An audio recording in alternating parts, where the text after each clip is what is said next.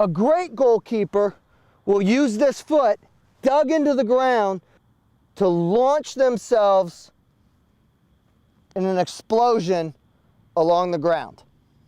A common mistake that goalkeepers make is something we call turtling.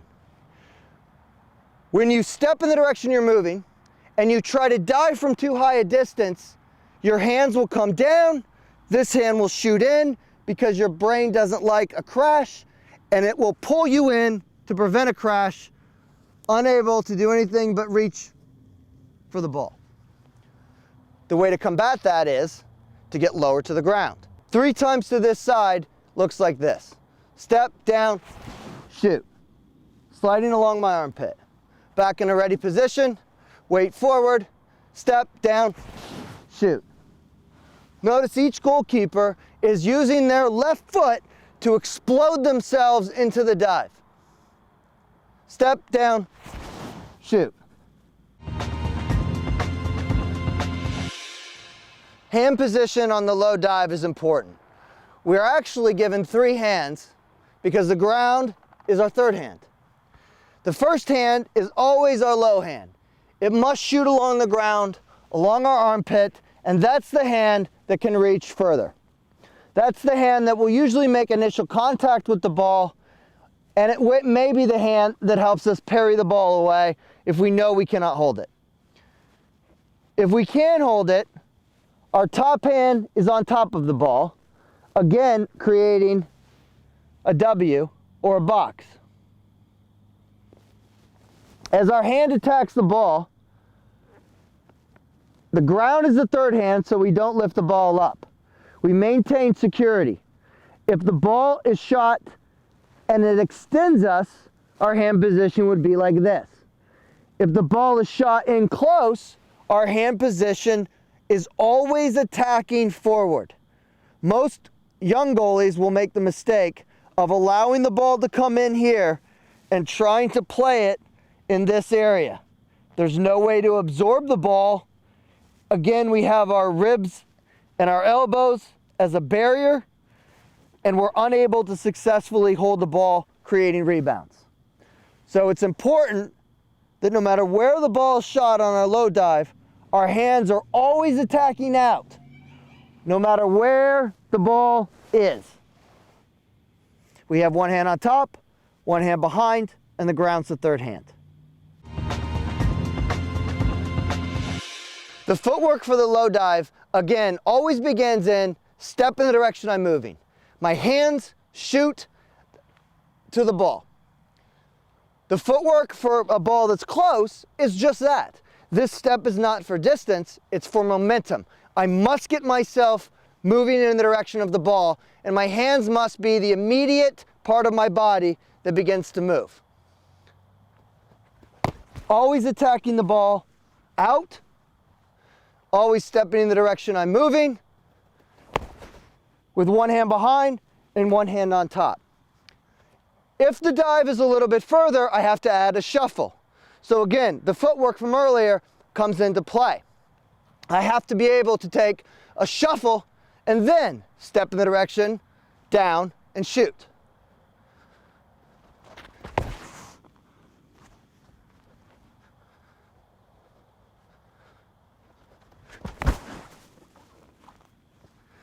If the ball's even further away and requires more footwork, I have to add a crossover step.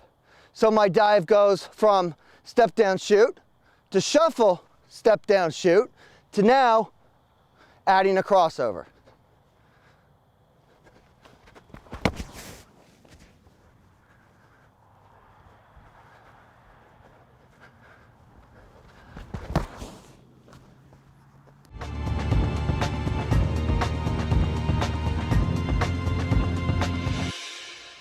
The medium dive, again, it's imperative that the goalkeeper attacks the ball. Step in the direction you're moving, attack with your hands, but this time we don't shift and drop. This time we have to emphasize the difference between falling and reaching and attacking the ball. Falling and reaching is when I step and I continue to fall and I'm reaching for the ball. That's not a medium dive. A medium dive is where my hands attack the ball, I put the ball down, and then I fold myself around the ball. That becomes important later for power diving, but at present, attack the ball, put the ball down, then fold.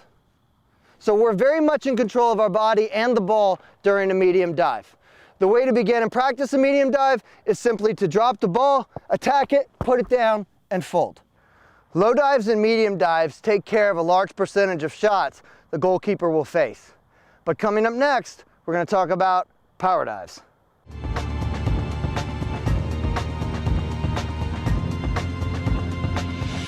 Power dives are the dives that make us the money and put us on the posters. They're also the most difficult dives to make, and most goalkeepers struggle with getting their body up in the air, keep it in the air, and then knowing how to land properly to prevent injury. The first thing you have to know is how to take off. So John Powell is going to show us how we take off. The important thing is he's, again, starting from a perfect ready position every time to build proper muscle memory. He's stepping in the direction of the ball, and then this knee is going to be thrown at the sky. That knee, as he throws it, determines how high you get and how long you stay in the air. So the dive consists of the following footwork. Step in the direction I'm moving and launch this knee as high as I can. John Paul to show us a couple times. He steps in the direction he's moving and he launches his knee. Throw it harder. Good. He's landing on the same foot he's taking off with, because as soon as that knee comes back down, the dive's over. His body weight comes back down. Good. So now we're going to have some of the girls do it over the highest things that they can possibly find. Another great example of use for the GK launcher, in addition to plyometrics, is in, we call them step throws or knee thrusts. We're step and we're launching ourselves. In this case, we have it up pretty high because we have girls that can fly. So I'm starting from a good ready position, weight forward, always with the ability to move in any direction as quickly as possible. I step in the direction of the shot, and I'm launching this knee to the sky. Step, launch. I start again from a perfect ready position. I step in the direction I'm moving, and I launch that leg up. How high I throw this knee and how long it stays in the air determines how high I'm in the air on my dive and how long I'm able to stay there. Each goalkeeper at Ultimate Goalkeeping practices this thousands of times, starting from small hurdles, starting as kids jumping over lines or cones or anything, and they make their jumps continuously progress higher and higher until they're able to really launch themselves from a takeoff position. After you know how to take off, the next most important thing is to know how to land. Landing requires a little bit of courage. The trick is to get both legs off the ground successfully. So, one of the ways that we start is we start by placing the ball on the ground and learning to lift this inside leg off the ground. That's the hard part. The knee that we throw will allow our body to take off and will keep us in the air. It's this leg we have to convince to come up off the ground as well. So we do that by starting slow. We put the ball on the ground with the intention of lifting this leg off and folding. We put the ball down, lift this leg off, and fold. Now we have to get our brain to allow us to put nothing on the ground and all of our body in the air. So we might give a little hop and lift that leg up and fall. Again, a little hop, lifting the leg up and falling. Ultimately, we want to be able to throw both legs up in the air, put the ball down, and land. But that takes a little bit of control and upper body strength. So, if we were to use the GK launcher as an example to go over and land, we're going to have to go over it. We're going to have to get this leg over it as well. We're going to have to get our body turned so that the ball can come down and then our legs can fold in.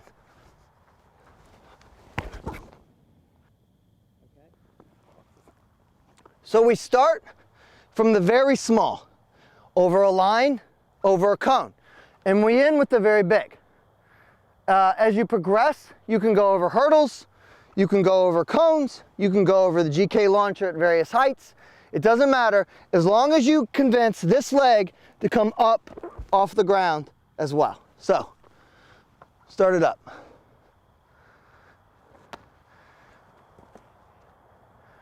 We start very low, and we work our way up, convincing our body that it won't get hurt, and building up our courage. And as we start to get over higher and higher things, we're going to start to add a roll into it to help dissipate the energy.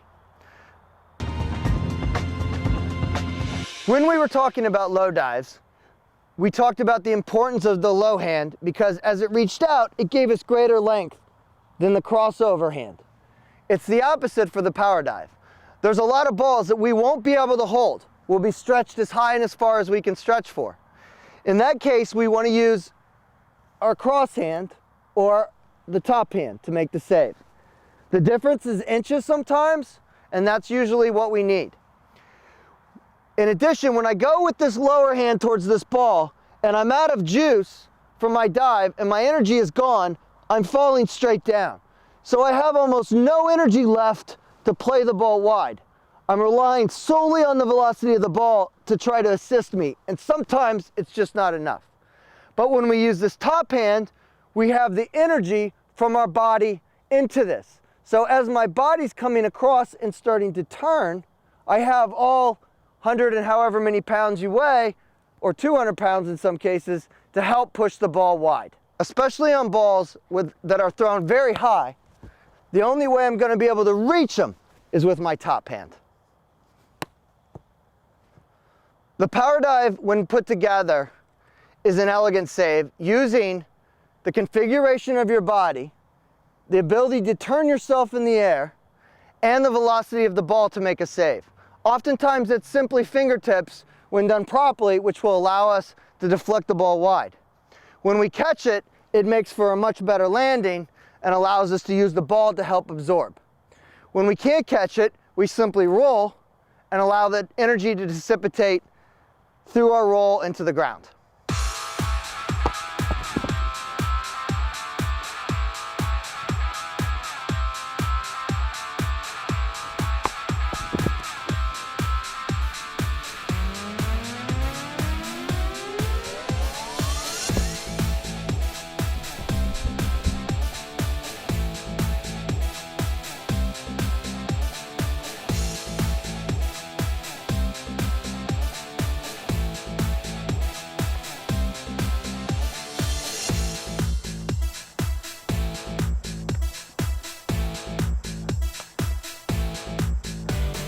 Kayla's throwing her knee.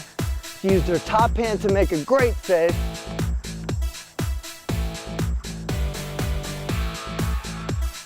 She's attacking the ball, putting it down, and a big one to end. Good job. Emily gets excellent height because she throws her knee very hard, and she tucks both legs as she flies, which allows her to remain in the air longer.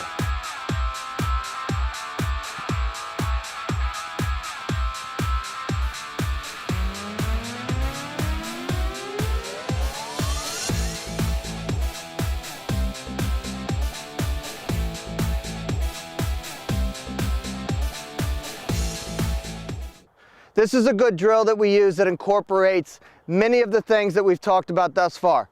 The first part of the drill is a low hard shot that they must take, reaching out, absorbing in, and taking the ball forward in proper low shot procedure.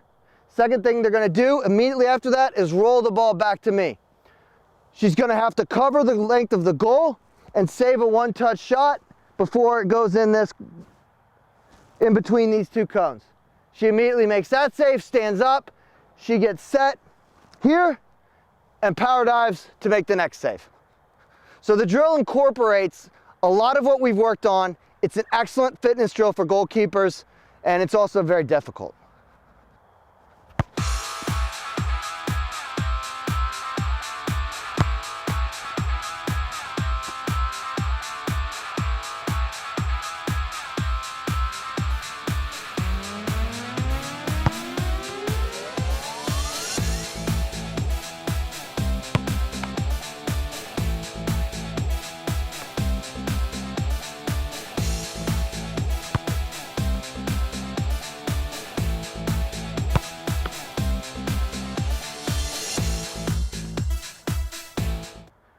Another good power dive drill is to work on footwork across the goal, touching, getting set, immediately switching directions, and being able to come across the goal with a power dive save.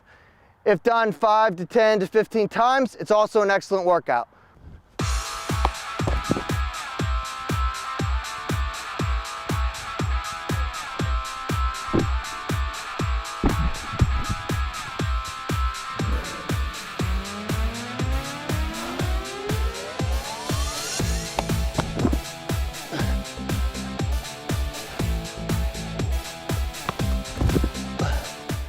When power diving, the most important thing, like most else in goalkeeping, is the footwork.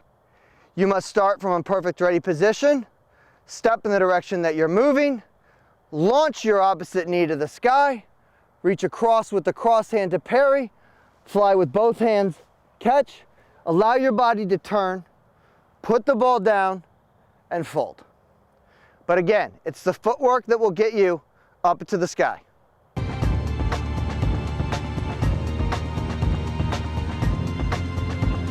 At Ultimate Goalkeeping, we changed the breakaway from the ability of the striker to dictate the attack into something new and powerful for the goalkeeper.